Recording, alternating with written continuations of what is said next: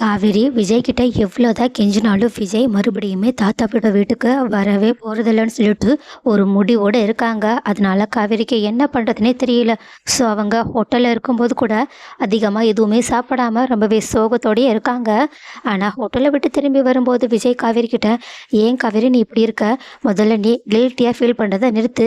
ஏன்னா நான் வீட்டை விட்டு வெளியே வந்ததுக்கும் உனக்கும் எந்த சம்மந்தமும் கிடையாது. ஏன் அதை நான் ஏற்கனவே தாத்தா கிட்டேயும் நல்லா கிளியராக சொல்லி புரிய வச்சுட்டேன். ஆனால் இப்போது தாத்தா உங்ககிட்ட என்னை கூட்டிகிட்டு வர சொல்லியிருக்காங்கன்னா அது கண்டிப்பாக பாட்டிக்காக தான் இருக்கணும். ஆனால் பாட்டியோட உடம்பை பற்றி நான் டாக்டர்கிட்ட ஃபுல்லாக விசாரிச்சிட்டேன். அவங்களுக்கு இன்னும் கொஞ்ச நாளில் ஃபுல்லாக சரியாயிடும். அதனால நீ தாத்தா கவலைப்படுற அளவுக்கு பாட்டியை பற்றி கவலைப்பட வேண்டாம். அவங்க 2 பேரும் ஒன்றா இருக்கனால அவங்க பாட்டி மேலே இருக்க அக்கறையால் இந்த மாதிரி பேசியிருப்பாங்களே தவிர மற்றபடி ஒன்றும் கிடையாது. எல்லாத்துக்கும் மேலே தாத்தா இது எல்லாத்துக்கும் நீ தான் காரணம்னு சொல்லிட்டு சொல்லியிருந்தாலும் அதுக்கு நீ காரணம் இல்லைன்னு சொல்ல. ஆனால் காவேரியும் சச்ச தாத்தாலாம் அப்படி சொல்லவே இல்லை. ஏன் அங்கே என்னையுமே சேர்ந்து தான் வர சொன்னாங்க. ஏன்னா அதனால தான் உங்களை அங்கே கூட்டிகிட்டு வர சொன்னாங்க. அது மட்டும் இல்லாமல் எனக்குமே தாத்தா பாட்டி கூட இருக்கிறது தான் இப்போதைக்கு சரின்னு தோணுது. முதல்ல பாட்டியோட உடம்பு ஃபுல்லாக சரியாகட்டும், அதுக்கப்புறமா வேணா நீங்கள் என்ன நினைக்கிறீங்களோ அதை நம்ம பண்ணலாம். பட் இப்போது இந்த நிலைமையில நீங்கள் இப்படி வீம்போடு இருக்கிறது நல்லதில்லைன்னு தோணுதுன்னு சொல்ல. ஆனால் விஜய் அப்பவும் சரி சரி இப்போதைக்கு இதை பற்றி பேச வேண்டாம், வா வீட்டுக்கு போகலாம். ஏன்னா இதுக்கு மேலேயும் உங்ககிட்ட என்ன பேசினாலும் நான் மனசுக்குள்ளே என்ன நினச்சிக்கிட்டு இருக்கேன், நான் எதுக்காக இதை பண்ணிக்கிட்டு இருக்கேன்றத புரிஞ்சிக்க போகிறதே கிடையாதுன்னு புரிஞ்சிருச்சுன்னு இவ்வளோ நேரம் எவ்வளோ பொறுமையாக காவேரிக்கு சொல்லி புரிய வைக்க ட்ரை பண்ணாங்களோ. ஆனால் இப்போது அந்த பொறுமை எல்லாத்தையுமே இழந்துட்டு கொஞ்சம் சிடு சிடுன்னு பேச ஆரம்பிக்கிறாங்க. ஓகே, இதை பார்த்த உடனேயே காவேரியும் சரி இப்போ எதுவும் பேச வேண்டாம், கொஞ்சம் இவங்களுக்கு டைம் கொடுக்கலான்னு சொல்லிட்டு அவங்களோட சேர்ந்து சோகத்தோட வீட்டுக்கு போகிறாங்க. ஆனால் அங்கே வீட்லேயோ பூகம்போ இன்னும் வேறு விதத்தில் வெடிச்சுக்கிட்டு இருக்கு. அதான் வேற ஒன்றும் கிடையாது, கங்கா தான் இந்த மாதிரி சாரதா தன்னை கூப்பிட்டாங்கன்னு சொல்லிட்டு ரூமை விட்டு வெளியே போனால் அங்கே பாட்டிக்கிட்ட மறுபடியுமே சாப்பிட உட்கார நேரமாக பார்த்து கங்கா, ஆமாம் வீட்டை விற்கிற விஷயத்தை பற்றி நீங்கள் இப்போது முடிவு எடுத்துட்டிங்களா இல்லையா? என்ன காவேரிக்கிட்டேயும் விஜய்கிட்டேயும் இப்போ பேசணும் அவ்வளோதானே, ஒன்றும் பிரச்சனை கிடையாது. நானே அவங்கக்கிட்ட பேசி இதுக்கான முடிவையும் தீர்வையும் உங்களுக்கு சொல்கிறேன். எல்லாத்துக்கும் மேலே முக்கியமாக விஜய் எடுக்கிற முடிவை நான் ஏற்றுக்க போகிறதே கிடையாது. ஏதோ தங்கச்சின்ற பேருக்காக நான் காவேரிக்கிட்ட இதுக்காக கேட்க மட்டும் தான் செய்வேன். அவள் வேண்டான்னு சொன்னாலும் அவளோட பங்கை அங்கே இருக்கட்டும், எங்களோட பங்கை மட்டும் விற்று எங்களுக்கான பைசாவை கொடுத்துருங்கன்னு சொல்ல. உடனே பாட்டியும் அது வீடுடி நிலமா இருந்தால் கூட உங்கள் பங்கை உங்கள் பேரில் எழுதி வச்சிடலாம், வீட்டை எங்களால் என்ன பண்ண முடியும், வீட்டை பேசாமல் அதான் விஜய் பணக்கார விஜய் இருக்காங்கல்ல அவங்களையே வாங்க சொல்லிடுங்க, அதில் வர ஷேரை மட்டும் எனக்கும் யமுனாவுக்கும் பிரித்து கொடுத்துருங்க. ஏன்னா இப்போது காவேரிக்கு வீடு தானே முக்கியம், பணம் முக்கியம் கிடையாது தானே. ஏன் இப்போ அந்த பணக்கார வாழ்க்கைக்கு ஆசைப்பட்டு தானே மறுபடியுமே அங்கே போகணும்னு சொல்லிட்டு தலைகெல்லாம் நின்றுக்கிட்டு இருக்கான்னு. இப்படி காவேரியை பற்றி பணத்துக்காக காவேரி எப்படியெல்லாம் பண்ணுறாங்கன்னு சொல்லிட்டு ரொம்பவே மோசமாக பேசிக்கிட்டு இருக்க. இதை கேட்டுட்டு ரொம்பவே கோவப்பட்ட சாரதாவோ, வாயை மூடு, பிள்ளை தச்சு பொண்ணாக இருக்கேன்னு பார்க்குறேன், நான் எவ்வளோ நேரம் உனக்கு படித்து காவேரியோட தியாகத்தை பற்றி புரிய வச்சேன். ஆனால் உனக்கு அது இன்னுமே புரியலைன்னா உனக்கு அறிவே இல்லைன்னு தான் அர்த்தம். முதல்ல வாயை மூடுன்னு சொல்கிறாங்க. ஆனால் கங்கா வாயை மூடுற மாதிரியே தெரியல. அதுக்கு மாறாக காவேரியோட கேரக்டரை பற்றியுமே கொஞ்சம் தரைகுறவாக பேச ஆரம்பிக்கிறாங்க. ஆனால் அதே சமயம் பார்த்து தான் காவேரி ஏற்கனவே விஜய் தன்னோட பேச்சை கேட்க மாட்டேங்கிறாங்கன்ற சோகத்தோட வாசலில் வந்து நின்றுட்டு இருக்காங்க. ஆனால் அப்போ பார்த்து கங்காவுமே தன்னை பற்றி இவ்வளோ அசிங்கமாக பேசுகிறாங்களேன்னு சொல்லிட்டு கேட்டுட்டு ஒரு நிமிஷம் கண்ணே கலங்கிடுறாங்க. ஏன் விஜயுமே இதை கேட்டுட்டு ரொம்பவே ஷாக்லையும் அதை விட அதிகமான கோபத்துலையும் கங்காவை திட்டலான்னு சொல்லிட்டு வர. ஆனால் இதை கவனித்த சாரதாவும் உடனடியாக கங்காவோட வாயை அடைக்கிறதுக்காக கங்காவோட கணத்துலேயே பாலார்னு ஒரு அறையை விட்டு, இதுக்கு மேலே என் பொண்ணை பற்றி ஒரு வார்த்தை தப்பாக பேசினேன் அப்புறம் நான் உன்னை என்ன பண்ணுவேன்னு எனக்கே தெரியாதுன்னு சொல்லிடுறாங்க. ஆனால் பாட்டி தான், சாரதா கோபத்தில் நீ என்ன பண்ணிட்ட, என்ன இருந்தாலும் இவ முட்டாள்தனமாகவே பேசியிருந்தாலும் இப்போ அவள் கர்ப்பமாக இருக்கா, இப்போல்லாம் நீ கை ஊங்கக்கூடாதுன்னு சொல்ல. சாரதா அதுக்கு நான் என்ன பண்ண, இவ பண்ணுறதெல்லாம் பார்த்தா என்னால் இவ்வளோ பொறுமையாக இருக்கிறதே ரொம்பவே கஷ்டமாக தான் இருந்துச்சு. ஆனால் இவ வரம்பு மீறி பேச ஆரம்பிச்சிட்டா, இதுக்கு மேலேயே இவளை பேச விடக்கூடாதுன்னு சொல்ல. ஆனால் கங்கா இன்னுமே கோபத்தில் பத்ரகாளி மாதிரி ஆட ஆரம்பிக்கிறது மட்டும் இல்லாமல், ஓ இப்போது உன் மருமகளும் உன் பொண்ணு வந்துட்டாங்க, அதனால தானே அவங்க முன்னாடி உன்னோட கெத்தை காட்டுறதுக்காக என்ன அசிங்கப்படுத்திக்கிட்டு இருக்கேன்னு சொல்லிட்டு கண் கலங்கி அழுதுகிட்டு அந்த கண்ணீரையும் தொடச்சிக்கிட்டு காவேரி கிட்ட போயிட்டு, இங்க பாருடி, உனக்கு பணம் தானே முக்கியம். அதான் இப்போ உன்னோட பணக்கார புருஷன் கூட நீ போக போறல்ல. அதனால பேசாம அவர்கிட்ட இந்த வீட்டுக்கான மொத்த தொகையுமே வாங்கிட்டு எங்களுக்கான அதுக்காக ஷேரை மட்டும் கொடுத்துரு. அந்த வீட்டையும் நீயே வச்சுக்கோ. ஏன்னா எங்களுக்கு இப்போ பண தேவை இருக்கு. இதுக்கு மேலேயும் உங்ககிட்ட டீட்டெயில்டாக சொல்லி எங்களோட பணத்துக்காக பிச்சை எடுக்க முடியாதுன்னு சொல்லிட்டு சாரதா கிட்டேயும், இங்கே பாருமா, இதுக்கு நடுவில் நீ வராத. அது என் அப்பா வீட்டு சொத்து. அதனால அதுக்கான முழு உரிமையும் என்கிட்ட இருக்கு. என்னடி பேசிக்கிட்டு இருக்க? முழு உரிமையும் உங்ககிட்ட இருக்குன்னா நீ என்ன சொல்ல வரேன்னு கேட்க. அதுக்கு கங்காவும், ஆமாம், அந்த வீடு அடமானத்தில் இருக்கும்போது என்னோட நகையை வச்சு தானே நீங்கள் அந்த வீட்டை மீட்டீங்க. சொல்லப்போனால் மொத்த வீட்டோட பங்குமே எனக்கு தான் வரணும். ஏன்னா அது என் நகையால் தான் இப்படி நிலச்சி நின்றுக்கிட்டு இருக்கு. ஆனால் அது எல்லாத்தையும் நான் மறந்துட்டு உங்களுக்காக பாவம்னு மீதி பங்கை கொடுத்துக்கிட்டு இருக்கேன். ஆனால் அது கூட புரியாமல் நீங்கள் என்னையும் அசிங்கப்படுத்துறீங்கல்ல அப்படின்னு சொல்ல, ஆனால் காவேரியும் லைட்டாக சிரிச்சுக்கிட்டும் ரொம்பவே மனசு வெறுப்போடையும் கங்கை கிட்ட, ஆமாக்கா, உன்னோட நகையை வச்சு தான் இந்த வீட்டை மீட்டோன்னு சொன்னியே, அந்த நகை என்ன நீயே உழைச்சி வாங்கின நகையா அப்படின்னு ஒரு வார்த்தையை கேட்க, இதை கேட்டுட்டு கொஞ்சம் கடுப்பான கங்காவும், ஆமாண்டி, நானே உழைச்சி வாங்கலதான், என் அப்பா எனக்காக போட்டது தான். அதில் இப்போ என்ன, ஆனால் எனக்காக தானே அவர் போட்டாரு.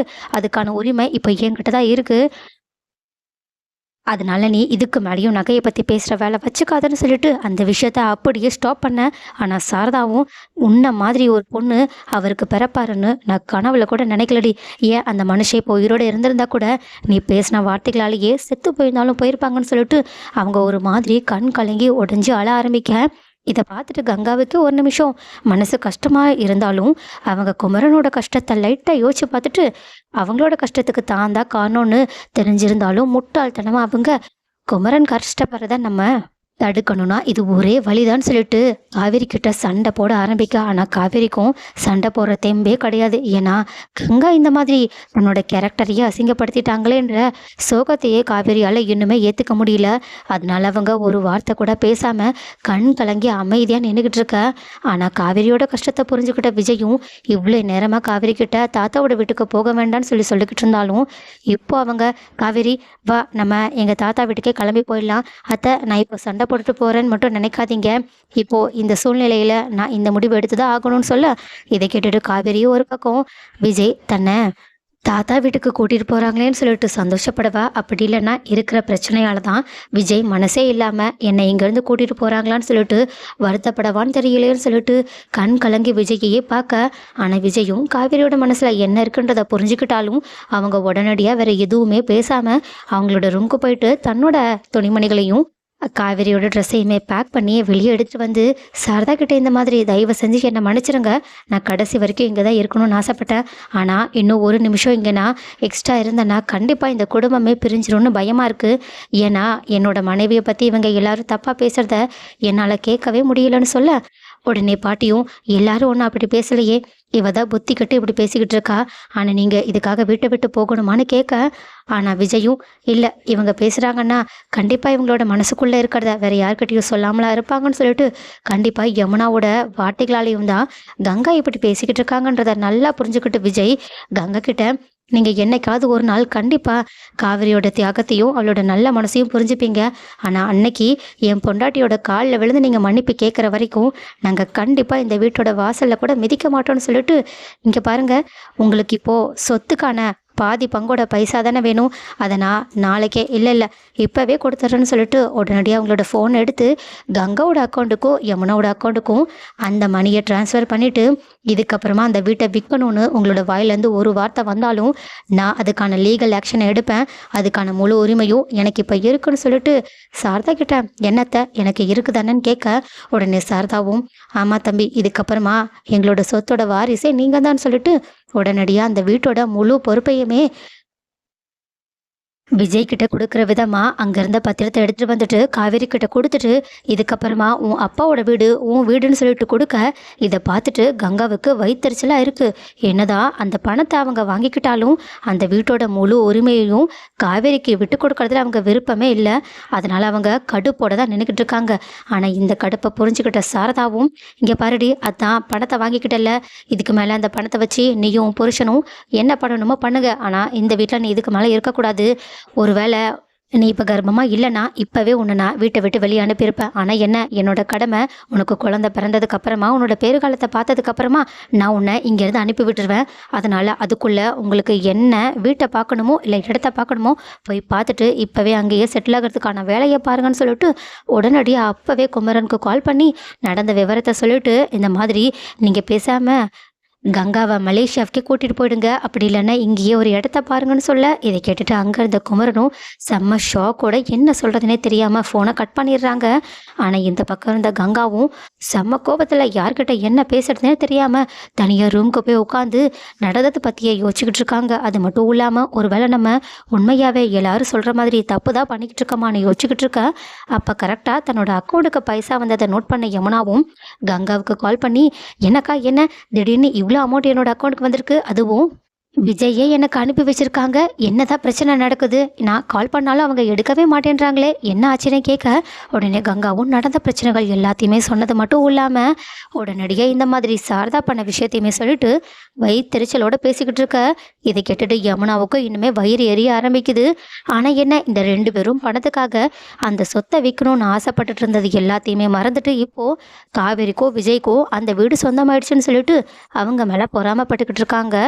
பட் இன்னொரு பக்கமும் சரி பரவாயில்ல, முதல்ல இந்த பைசாவை எடுத்துகிட்டு போய் நம்ம நிவின் கிட்ட கொடுத்துட்டு நம்மளோட வாழ்க்கையை சரி பண்ணிட்டு அதுக்கப்புறமா இந்த காவேரியையும் விஜயையும் என்ன பண்ணணுமோ அதை பண்ணலான்னு சொல்லிட்டு கங்கை கிட்ட, சரிக்கா நான் அப்புறமா உனக்கு கால் பண்ணுறேன் ஃபோனை கட் பண்ணிடுறாங்க. உடனே இதை பார்த்துட்டு கங்காவும், என்ன இவ மணி வர்ற வரைக்கும் தான் எங்கிட்ட அவ்வளோ பாசமா அதை இதுன்னு பேசிக்கிட்டு இருந்தா, இப்போ அவளோட அக்கௌண்ட்டுக்கு பைசா வந்ததுக்கு அப்புறமா என்ன ஏது நான் எப்படி இருக்கேன் எல்லாரும் எங்கிட்ட அவ்வளோ மோசமா பேசியிருக்காங்கன்றத சொன்னதுக்கு அப்புறமாவும் என்னை பற்றி எதுவுமே விசாரிக்காம இருந்திருக்காளே, கண்டிப்பா இவகிட்டையும் நம்ம ஜாக்கிரதையாக தான் இருக்கணும்னு இப்போதான் யமுனாவை பற்றி கொஞ்சம் கொஞ்சமாக அவங்களோட சுயரூபத்தை யோசித்து பயப்பட ஆரம்பிக்கிறாங்க.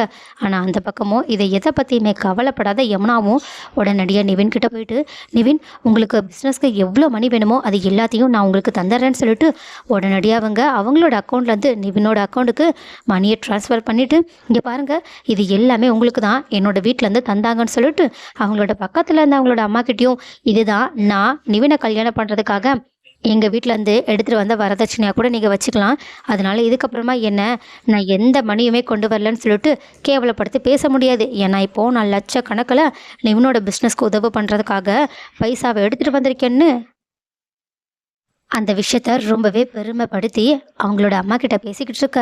ஆனால் அவங்களோட அம்மாவும், ஆமாம் நீங்கள் எங்கேயாவது இருந்து திருடிட்டு வந்தாதான் உண்டு, இவ்வளோ மணிலாம் உங்ககிட்ட இருக்கிறதெல்லாம் என்னால் நம்பவே முடியாது, என்னமோ பண்ணுங்கள், உங்ககிட்ட இதை பற்றி கேட்குறதுக்கு எனக்கு எந்த ஒரு பிரச்சனையும் கிடையாது, எந்த ஒரு இஷ்டமும் கிடையாது. நிவின் இதுக்கப்புறமா இது உன்னோட பிரச்சனை, என்ன போலீஸ் கேஸ் மட்டும் வராமல் பார்த்துக்கோங்க, ஏன்னா இது கண்டிப்பாக திருட்டு பணமாக தான் இருக்கும்னு சொல்லிட்டு யமுனாவை செம்மையா அசிங்கப்படுத்திட்டு அங்கேருந்து கிளம்பி போக. ஆனால் நிவினும் இவ்வளோ மணி உனக்கு எப்படி வந்துச்சுன்னு சொல்லிட்டு கோவத்தோட யமுனா கிட்ட கேட்க, ஆனால் யமுனாவும் ரொம்பவே தற்பெருமையாக பேசுகிற மாதிரி, என்னோட வீட்டை விற்கணும்னு சொல்லிட்டு நாங்கள் பேசிக்கிட்டு இருந்தோம், ஆனால் என்ன காவேரிக்கு அது விருப்பம் இல்லை, அவளுக்கு எங்கே மணியை பற்றி எந்த ஒரு கவலையும் இல்லை, ஏன்னா விஜய் தான் இருக்காங்கல்ல, அவங்கக்கிட்டேருந்து எவ்வளோ பிடுங்க முடியணுமோ அது எல்லாத்தையுமே பிடுங்கிட்டா, அதனால தான் இப்போது விஜயே எப்படியோ காவேரிக்காக இந்த வீட்டை வாங்கிக்கிறேன்னு சொல்லிட்டு அந்த வீட்டோட பத்திரத்தை வாங்கிட்டு எனக்கும் அக்காவுக்கும் எங்களுக்கு சேர வேண்டிய பங்கை அனுப்பி வச்சுட்டாங்கன்னு அவங்க நடந்த பிரச்சனைகள் எல்லாத்தையுமே ரொம்பவே கிண்டல் பண்ணுற மாதிரியும் காவேரியையும் விஜயையும் அசிங்கப்படுத்துகிற மாதிரியும் பேச,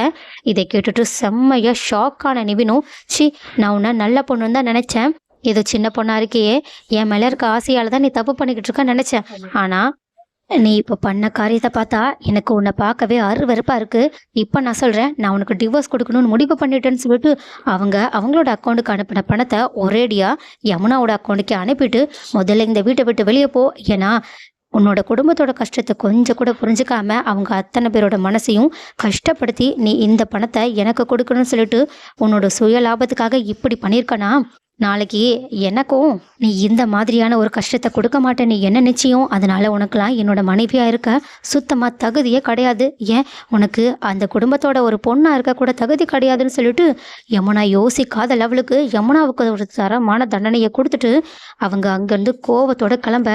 ஆனால் அப்போது இது எல்லாத்தையுமே கேட்டுட்டு இருந்த நிவினோட அம்மாவும் கை தட்டி கிளாப் பண்ணிக்கிட்டே யமுனாவோட முன்னாடி வந்து நிற்கிறாங்க. இதை பார்த்துட்டு யமுனாவும் கண் கலங்கி கதறி அழுதுகிட்டே, நான் இப்போ என்ன பண்ண போறேன்னு தெரியலையோன்னு சொல்லிட்டு நின்றுக்கிட்டு இருக்காங்க.